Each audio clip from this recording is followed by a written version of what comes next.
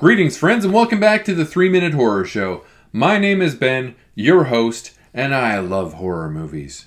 In fact, I watch the bad movies so that you don't have to. You're welcome.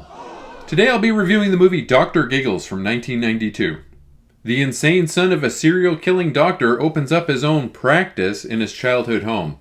He then becomes fixated on a young woman who's afflicted with the same heart disease that took his mother so many years ago. Wow. This movie was written and directed by American filmmaker Manny Cotto. He also directed a handful of other things that I've never heard of. This movie had a theatrical release. How did they pull that off?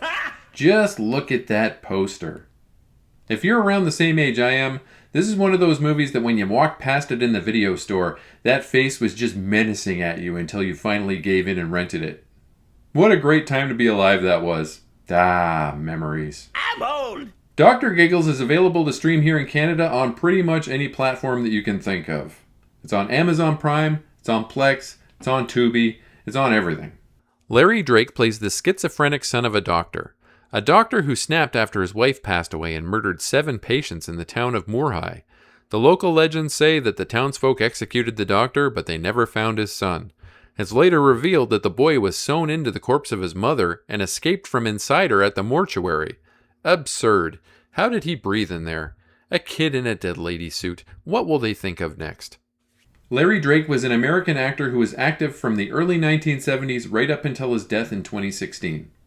While he was probably most well known for his portrayal of Benny on LA Law, a character with developmental disabilities, he was also in several other cult classic films over the years, other than this one. Drake was one of the stars of Sam Raimi's Darkman and Darkman 2 films, and he was also in a very influential TV movie from 1981 called The Night of the Scarecrow. Unfortunately, he played a character with developmental disabilities in that one too, and that's not cool. Drake was also apparently a very talented improviser who found ways to make improvisation work within scripts. He was so good at this, in fact, that he taught other actors workshops on how to do it right up until his death. Tragically, though, he died from complications due to blood cancer in 2016 at age 67. Rest in peace, King. Now it's 40 years later, and that kid with the mom suit is a giggling, self-styled doctor of his own. He has escaped from the mental hospital and returned to Moorhigh to get revenge for his father. He immediately sets up shop in his family home, which has been abandoned since the incident, and reopens the boarded-up clinic/surgical studio under the house. Also, it's the first day of summer vacation. That might not seem like it's important right now, but stick with me. Giggles starts killing everyone he encounters in various creative ways, until he discovers a young woman named Jennifer. He giggles the whole time he's doing the murders, too. He's a real gigglepuss. Can you imagine anything more frightening than a medical professional, someone whose mission is to keep you alive, being a secret psychotic killer? Well, there have been quite a few horror films featuring evil doctors over the years, and here's a quick look at a few of them. Dead Ringers. Jeremy Irons plays a set of identical twins who are also surgeons. The twins are very different at heart, yet they perform professional, social, and romantic duties interchangeably. Eventually, they slowly descend into drug abuse and madness. The Dentist. As you've probably guessed, this movie is about an evil dentist. This time it's played by Corbin Burnson, who was also on LA Law. This movie is pretty bad, but it's also pretty funny, I guess. It was directed by Brian Yuzna, the same guy who directed The Society and Children of the Corn 3, which features the giant corn penis dragon. Reanimator. This counts, right? These guys are doctors, aren't they? Anyways, this movie is based on a story by H.P., that stands for Huge Poops, Lovecraft. That guy sucked, but this movie is great. Herbert West discovers a formula that can reanimate dead flesh, and that makes him the Reanimator. Get it? Excision. Oh boy, have you seen this movie?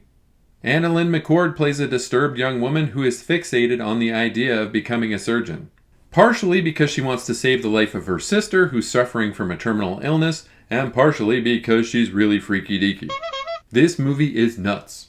That young woman Jennifer is played by Holly Marie Combs. She's a local teen with a heart condition. Coincidentally, it is the same heart condition that took the life of Dr. Giggles' mother.